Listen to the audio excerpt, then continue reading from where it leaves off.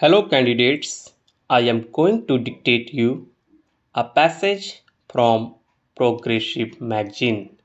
So please get ready for the dictation. The dictation will start after 15 seconds.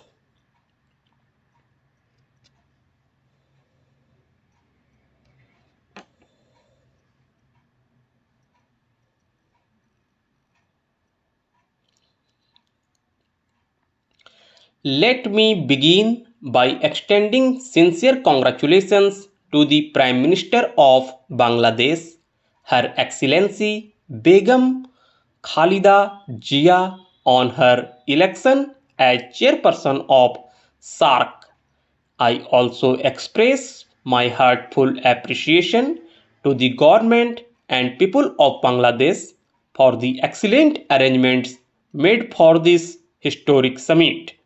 We have been overwhelmed by the warm and friendly hospitality extended to us since our arrival in Dhaka.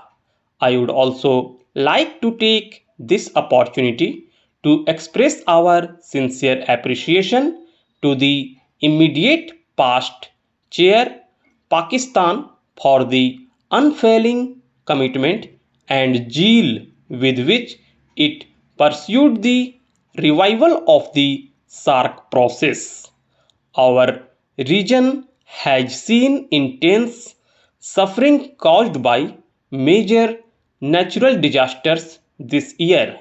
Sri Lanka, Maldives, and India were victims of the tsunami in the early part of the year, and now Pakistan and India have suffered from a major earthquake which has wiped out entire towns and villages.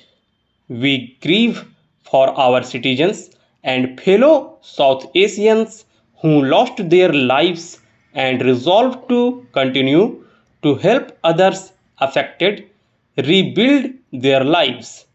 These disasters once again remind us of the need for forging even closer ties to enable us to pool our collective resources to deal with such calamities.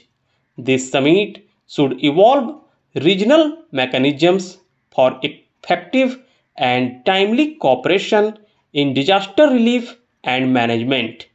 We have extended modest help to our neighbors in a spirit of solidarity and are prepared to do more. We are glad that India's offer to host the SARC Center for Disaster Preparedness has been accepted. Disaster management is an issue whose urgency compels us to address it with seriousness of purpose. The possibilities for meaningful cooperation range from early warning systems to relief and reconstruction. It is incumbent on us to do more in this area, drawing on existing experience in South Asia. For instance, I understand Bangladesh has developed innovative approaches for reducing the impact of disasters through community involvement in planning and risk management. The use of microcredit both for pre-disaster risk reduction and for post-disaster reconstruction and rehabilitation are cited as global best practices that are worthy of replication in other countries of South Asia. SARC is entering the 20th year of its existence. It was in this very city that we began our journey towards a shared goal. The vision of President developed moved forward the idea of SARC, and it is only appropriate that we honor his memory at this summit with the first Sark award. At this point in Sark's journey, it is fair to ask whether in these 20 years we have done justice to that initial blueprint for regional cooperation. The honest answer is that regional economic cooperation in South Asia has fallen far short of our expectations. It remains far behind the more successful examples in both Asia and other regions of the world.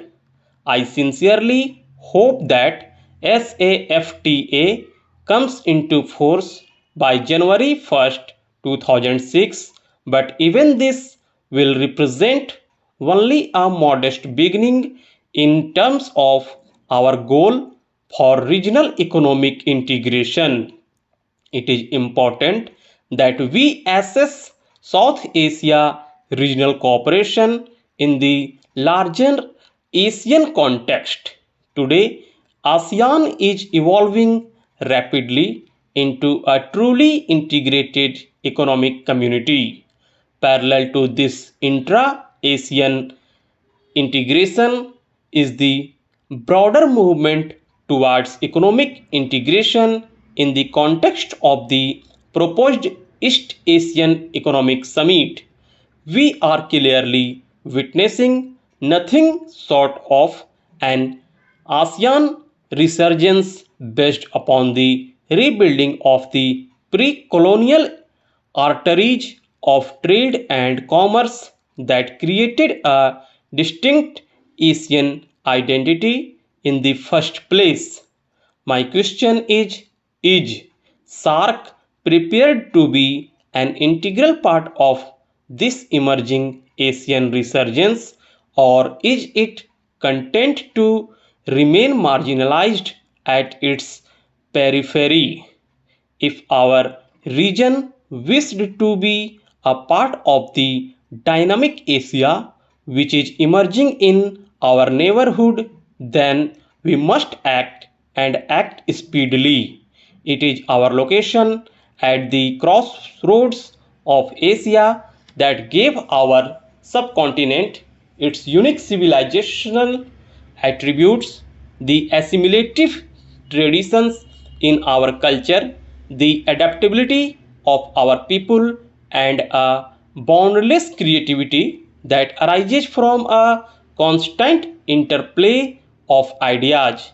If SARC as a region has to recapture its role as a crossroads of culture and commerce, how much more necessary is it for us to remove the barriers to the free flow of goods, of peoples, and ideas within our own region? We cannot be the crossroads of Asia but remain disconnected within our own region. Without the latter, the former is not possible, or at least will be possible to a very limited extent. Ancient roads crisscross the subcontinent and link up with the seaports that were the gateways to the rest of the world. Our rivers from the waterways over which people and cargo traveled across the region, but those has not been developed.